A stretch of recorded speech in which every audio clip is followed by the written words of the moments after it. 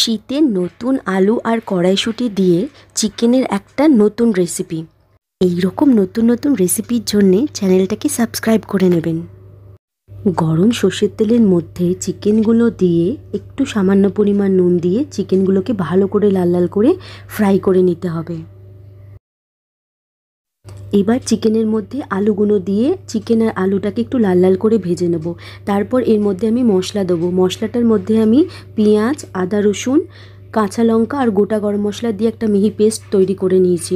মশলাটা দিয়ে একটু ভালো করে কষিয়ে নেবার পর এর মধ্যে আমি কাশ্মীরি লাল লঙ্কার গুঁড়ো দিয়ে দিলাম। দিয়ে একটু ভালো করে চিকেনটাকে কষিয়ে নিতে হবে।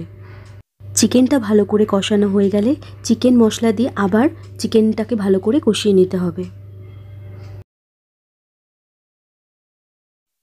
এবার 2 কাপের মতন মশলার জল, কড়াইশুঁটি আর পরিমাণ মতো নুন দিয়ে চিকেনটাকে ভালো করে ফুটিয়ে নিতে হবে যতক্ষণ পর্যন্ত জলটা শুকিয়ে মশলাটা পুরোপুরিভাবে গাঢ় না হয়ে যাচ্ছে। তাহলেই পুরোপুরিভাবে শীতের নতুন আলু আর কড়াইশুঁটি দিয়ে চিকেন কষা একদম রেডি হয়ে যাবে।